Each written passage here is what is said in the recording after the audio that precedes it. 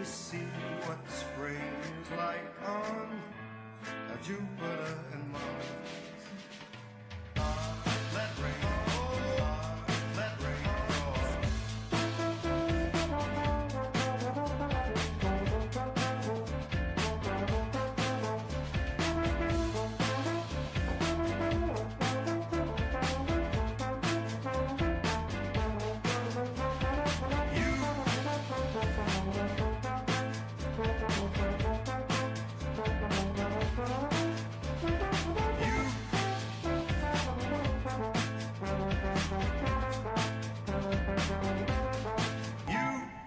Good afternoon and welcome to Laurel Park. Thank you for joining us on this Friday edition as my hair flies around here this windy day. Huh? Okay. Yeah, the windblown look today.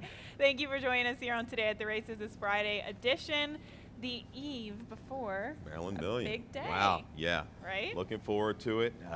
Big card. Some really good racing on tap. Some tough races for me to get through from a morning line standpoint. I like it every once in a while. You get abused. I was watching some of the DRF guys that are going through some of the races. I got abused on one of the lines. That's going to happen. I challenge you. I mean, some of these races are that tough. But no, some good value, I think, abounds and a little tricky. We'll see what Ben's Cat can do. I kind of hedged, made Morning Fire. Horse kind of coming off a layoff. It got hot last year, winning some sprints. The 3-year-old as a favorite in the sprint. Flash Phelps is hopefully he can kind of come through again. He's a short price. And Just Jack, Flash McCall in the Classic. I've got them really 1-2 very tight on the line. It's going to be a fun day, and of course, a fan favorite, Ben's Cat, back in action in the Maryland Million Sprint. He draws the rail posts, and hopefully the 10-year-old can get another victory for the Hall of Fame trainer, King Leatherberry. He worked a mile after the Laurel Dash and then toned it down for that 5-furlong workout in 1:05. Yeah. But Trevor McCarthy saying that it was a very good workout despite a slow overall final time. Right. So really looking forward to that. We have so much going on as well. We start things off at 12:15, so it's an early post time. We're going to start things early, I believe, today at the races. Tomorrow you're going to be joining me. We started at 10:55, so it's an early start to the day. Get here early. I believe gates open at 10:45. So we have the Marylandia event going on once again.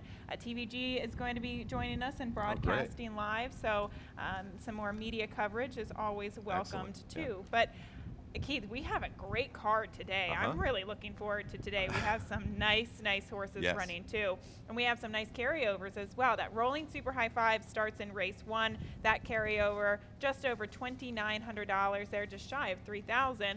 In the Rainbow 6, that starts in the 4th race on this 9-race program, $26.63 and change for the Rainbow 6. And no carryover in the late pick 5. Once again, the early pick 5 is a mandatory payout. That late pick 5 carries over.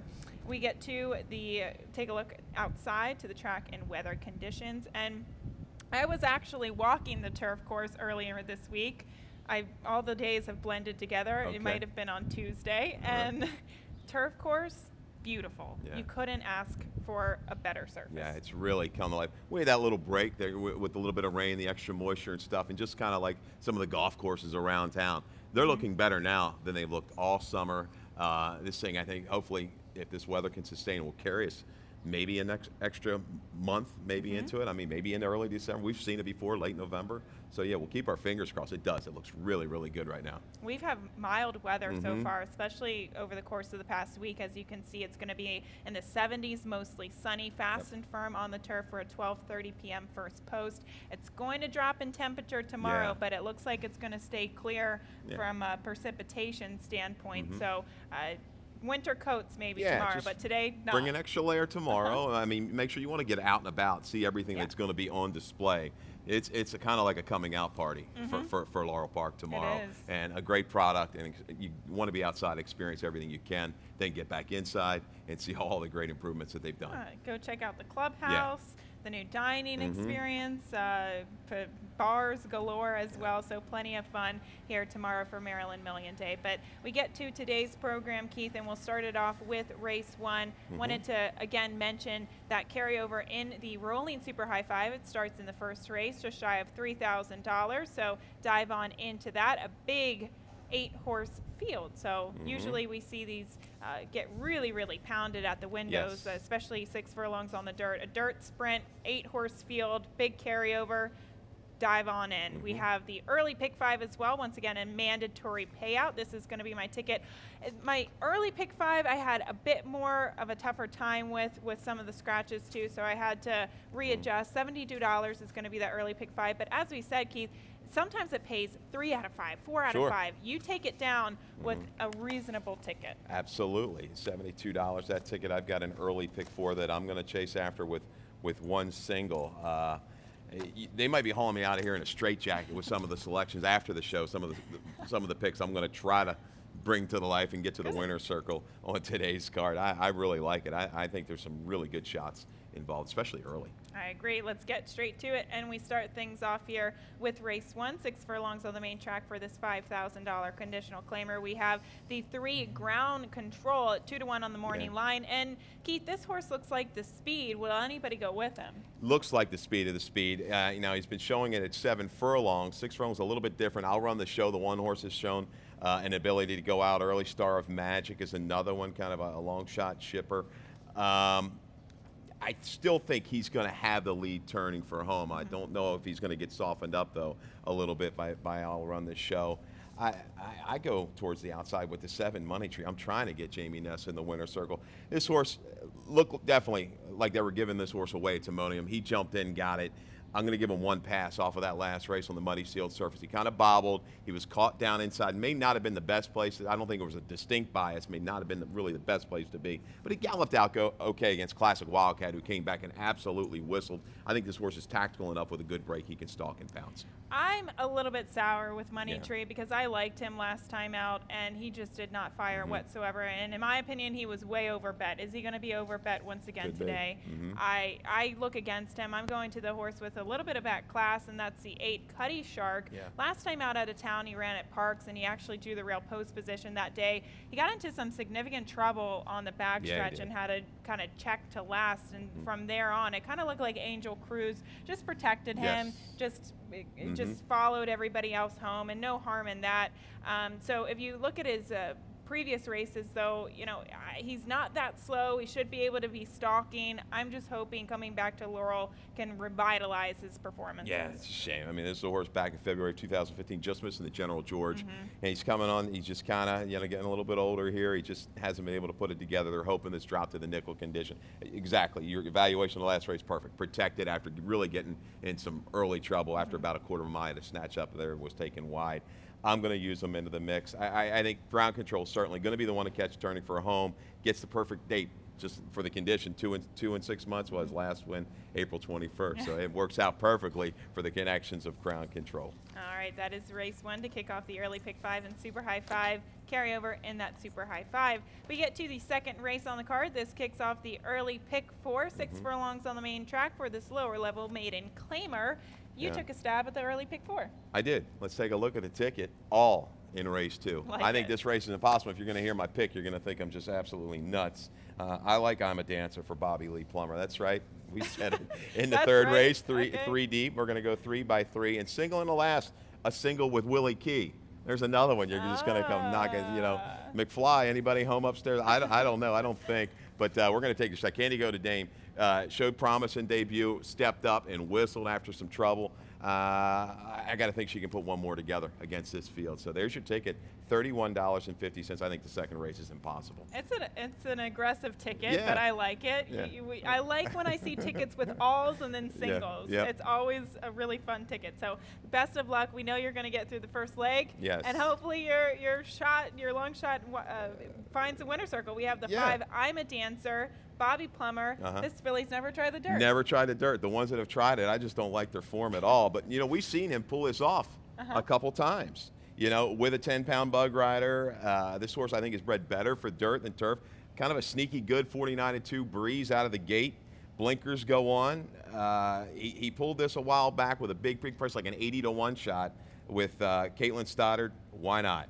Right to the front with Sarah Schaefer. I can't This race argue is so with you brutal. because Yeah. it's really hard to be confident with anybody else. And my note there, yes, better bred for the dirt. So Yeah. we'll see if this filly can improve getting to the surface for the first time. Mm-hmm. One horse I will not pick on top, may never pick on top ever again. Danish Pastry. Oh, there you she go. has burned way too many Yes, she tickets. has. She had no excuses last time. She had no excuses the time before. I just cannot do it anymore. She's You going to throw be. her out completely. I do. I toss her out. I think she's going to be part of the flow. It's going to be that last 16th of a mile. She just says, I don't want to get there first. I think she's going to fade a little bit late in here. But yeah, I'm going to go with a price. I think the 7 Wildcat Rising ran pretty good. Had to check really hard leaving the far turn. Hasn't really put 2 races back to back. It gets a good post position in here. Just kind of sit there and be close. This horse tried to pop, kind of put him away at 7 furlongs a couple races back. That was a little bit too long. 6 furlongs is probably just right for her. And Northern Prancer, I think she's shown a rating gear in the past. Needed to last. I think she's capable on her best to be right in the thick of things. This is a real head scratcher of a race. It is a big head scratcher. Yeah. I actually started with a Whisper, the other Mary Epler horse in here, just because limited chances to find the winner circle. She's 0 for 4, whereas you're looking at 0 for 12, 0 for 13 maidens. So she's decently posted to the inside. As you said, I think if I'm a Dancer shows speed, Danish Pastry shows speed, they could be at least contentious on the front end and help a horse like this out. She's nicely posted to the inside, and apprentice Kevin Gomez gets back in the saddle, who really has had an outstanding fall meet so far. He's done well. He's definitely getting better, a little bit more experience. I really needed her second last time. She just couldn't get up. She had to work between some horses in the stretch. It kind of cost her there. But yeah, she fit. She was against the grain of the surface 3 races back. All right, let's get to the third race on the card. We head out to the turf, 5.5 furlongs here for this starter optional claiming event. And we have 2 horses coming out of, or several horses coming out of the same race, but we're really going to focus on 2 of them. And we have Porte Cocheri, who's 4-1 on the morning line. This is going to her race 2 starts back. Okay. I believe. Do we have that roll in? Yes. All right. Porte Cocheri, and then of course another badge is in this race too.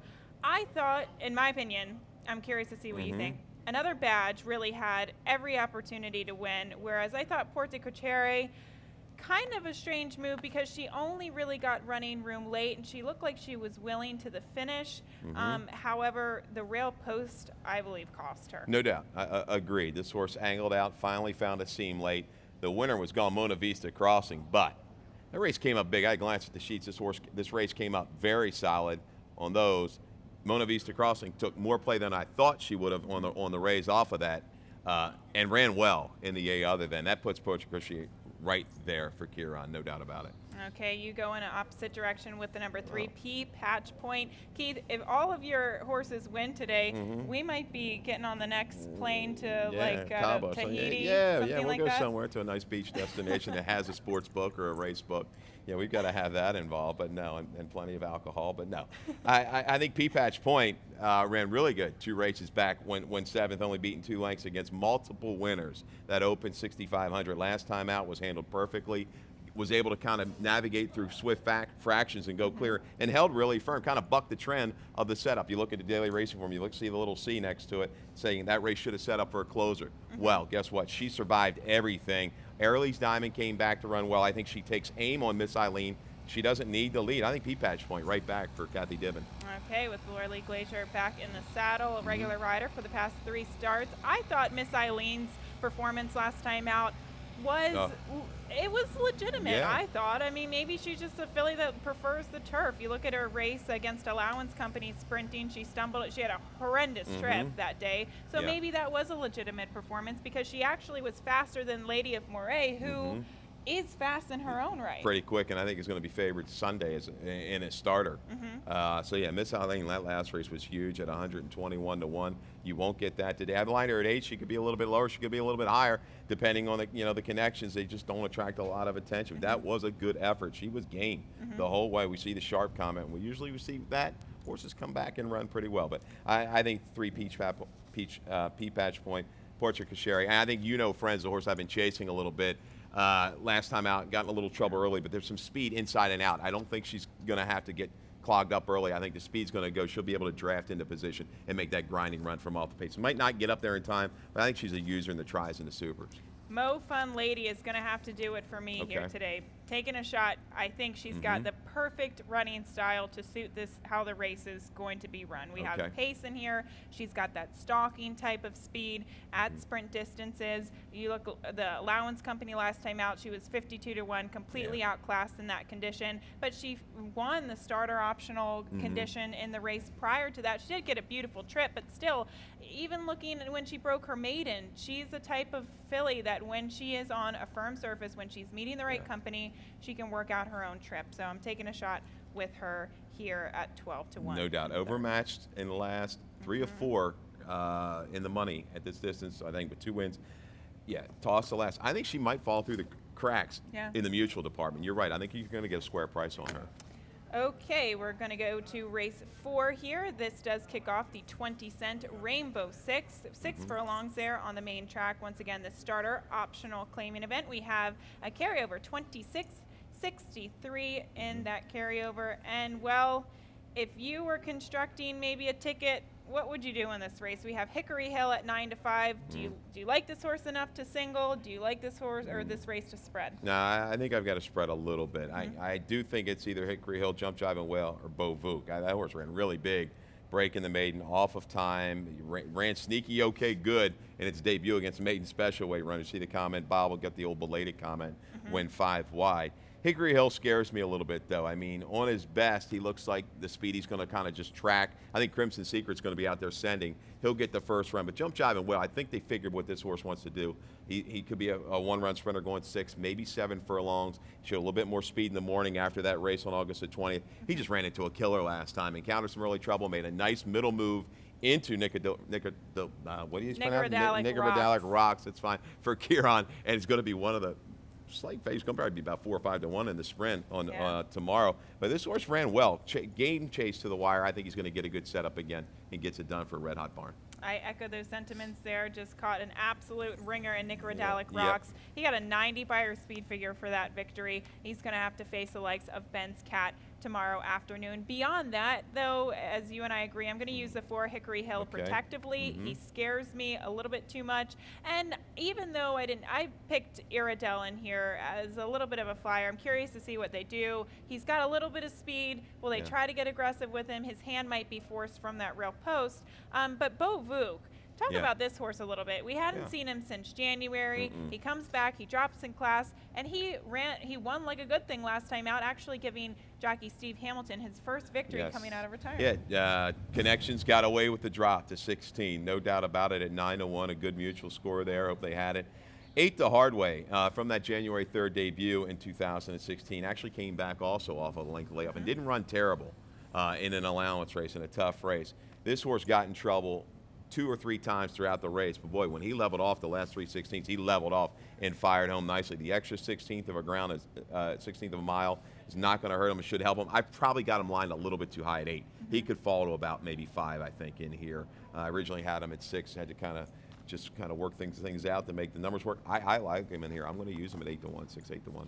Okay, that is race 4 once again to kick off the Rainbow Six. We have a nice carryover in that, so dive on into that particular wager today. We're going to take a quick break, and when we come back, we'll talk about the late pick 5 and the latter half of the card right after this.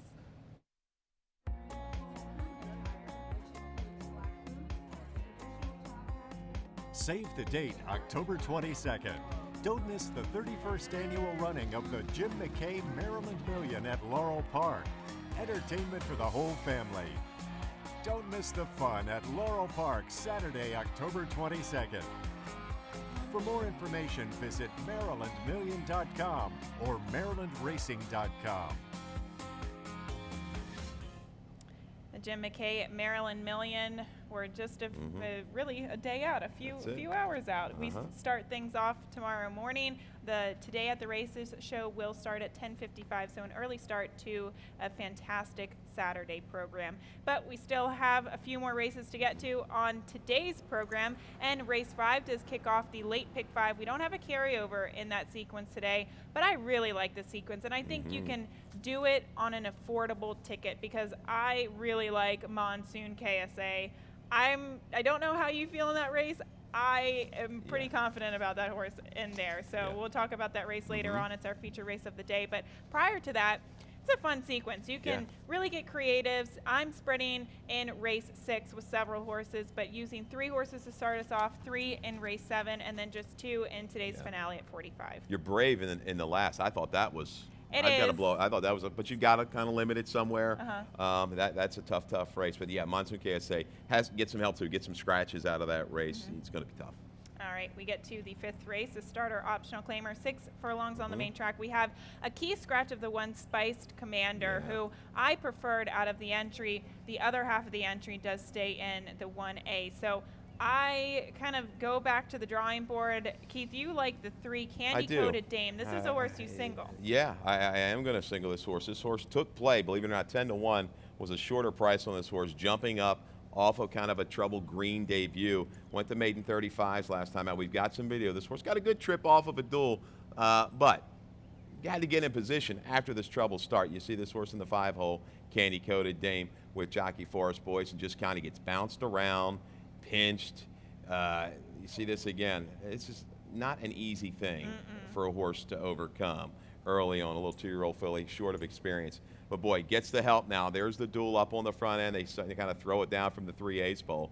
But I like the way she kind of responds to the steady hand urging by Forest Boyce, and she circles up 4 wide. And the last 1/8 of a mile, 16th of a mile, I should say, is what really caught my eye calling this chart. She looked like she wanted to lay in just a little bit. Still might be a little bit green. She but boy, looks when green. when she collars these leaders, she says, "Okay, I'm out of here." Right to the left stick. Forrest keeps her going, keeps her fairly straight, and she just eagerly widens. I think I've got the comment in the long comment there in the footnote. So she was up fairly close after that trouble into a pretty good pace. You look at some of the internals of these other horses in this race, Gabby. They really aren't running that fast, coming out of half miles in 47-4, 48-1. She's right into it, 4 lengths off of a 46-4 after encountering trouble. She could be very close to the lead in here with a good break. And it's funny how you mentioned that too, because watching her kind of gait coming down the stretch, her legs are flopping all over the place. She didn't know what to do, but she still won on raw talent alone. So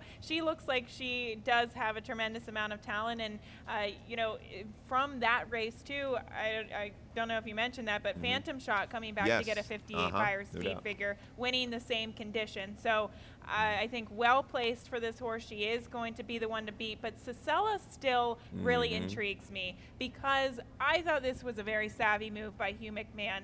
They got her.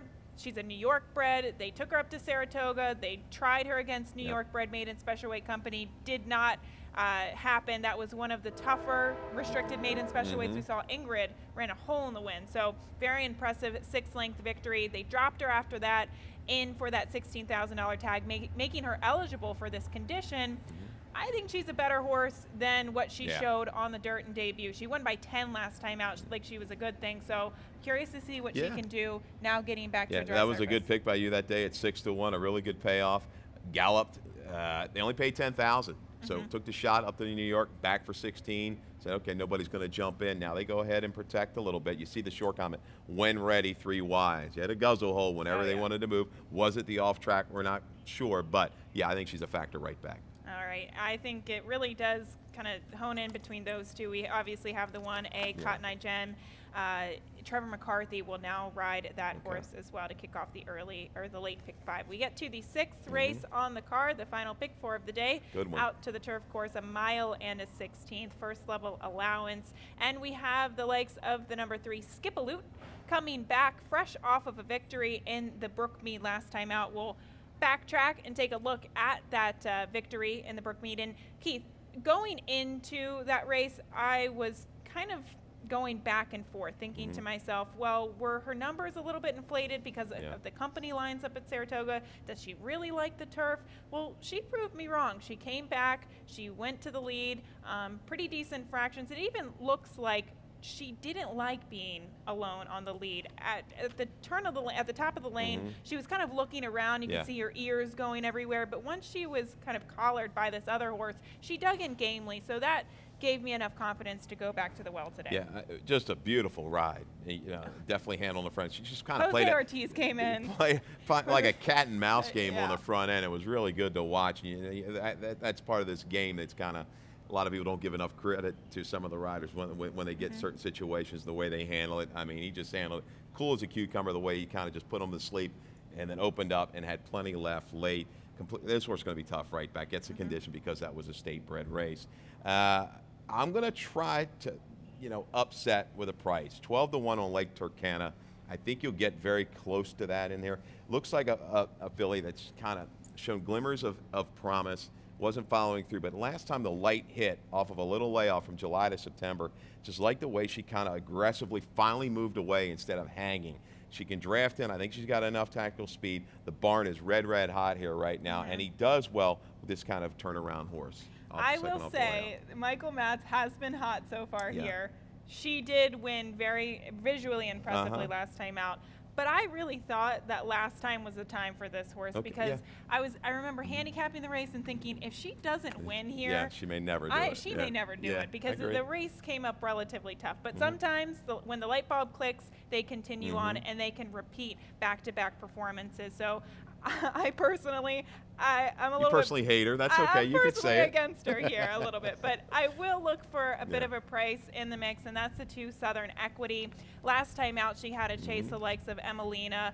Emelina, she's very, very fast, and when she gets out on the front end, and you can give her at least a little glimmer of breathing room, and then she just kicks on the last couple of strides there. So I thought overall a fast early race. It's tough to chase a wire-to-wire winner like that. I'm grasping for straws a bit, but I do think it's going to be a more evenly run race here with the 2 Southern Equity. Yeah, that wasn't her style last time. I was shocked to kind of see her getting first run. She needs to be taken a little bit further off the pace, I believe. We're going to hope that some speed kind of develops on the front end to go with Skipaloo, because I think if she's challenged early enough, I mean, she may just come up a little bit short. Future Show for Sagamore is another horse we're going to use into the mix. The 5 for trainer Horacio De Paz does fine with this kind of a layoff. 3 for 10 with runners plus 96 for 10 in the money lifetime for this barn. Really looked like I had a ton of promise winning that debut at Saratoga from off the pace. Not winning the debut, but a good second. Then coming back, I should say, winning clear. Keyed up against some really good horses. I don't know what happened in November 26th at Laurel at 4-5. Just didn't fire enough time to regroup. I think she's got some talent. It's going to be tough in here. Maybe something happened because we obviously haven't seen her since. It's not like she started back racing on, the summer turf course. But one thing I could say is that maybe she didn't like the turf once we get into the latter half of the turf season. Some horses like it, some don't. So maybe that's an excuse for Future Show. But Promotional, a horse that significantly beat her at Aqueduct, but that horse came back to win a 2 other than allowance up at Saratoga. So it's a good company lines last season, and as you said, the barn can fire with fresh horses. We get to race 7 to kick off our final pick 3 of the day. 6 furlongs on the main track for this maiden special weight. I had a tough time with this maiden special weight, primarily because it looks like it's more so fitting for turf horses. Right? Yeah, there are a lot of turf horses. You're right. In here. Horses that have run okay on the grass. Now we're kind of throwing them in on the dirt. Yeah, I just kind of said, hey, doing a line, let's go ahead and make Sagamore the favorite. You think the money's going to come in? Decently bred horse, proud citizen out of a Menifee mare, Bourbon Maid. First of all, I believe was We Will was only 1 for 16 lifetime, but I think the barn is going to attract. We Will. Yeah, We Will. Did you? Okay, going to attract enough attention. Some bullet works. But I'm going to go with McLean Robertson, one of the 2 McLean Robertson horses in here, the 5, strong side. I think this horse, you see English Challenger thinking, turf, but guess what?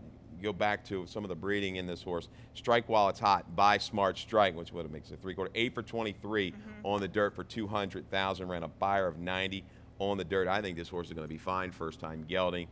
Gets a good stalking trip, strong side. Mac Robertson, he's sneaky good throughout the Mid-Atlantic too. Whenever he shows up here, definitely give him a good look. Now, the 7 First Notion, a horse by Great Notion out of that crowd pleaser mare. This horse is kin to a dirt sprinter and a great crowd. He was a 5-time winner on the dirt, made about 125,000. I like the pedigree for this horse to get to the dirt for the first time. However, I don't like the statistics, so that's why I had a hard time with this race. Jeff Runco going from turf to dirt with sprinters, maiden sprinters.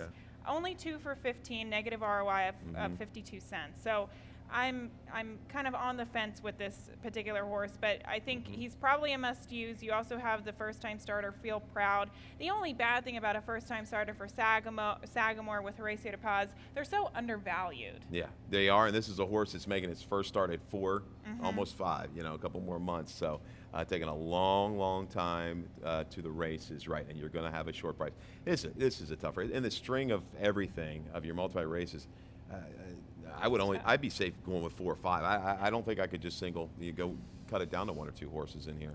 It's tough. Yeah. We're trying to look. I went with 3 horses there, Okay. so Yeah. that'll be a tough race to get through. But that previews a very nice feature race on the card. We go out to the turf at the Flat Mile for this allowance optional claimer, and we'll start the conversation off with the horse to beat, and that's the one Monsoon KSA, given a little bit of a freshening since tackling Grade 2 company up at Saratoga.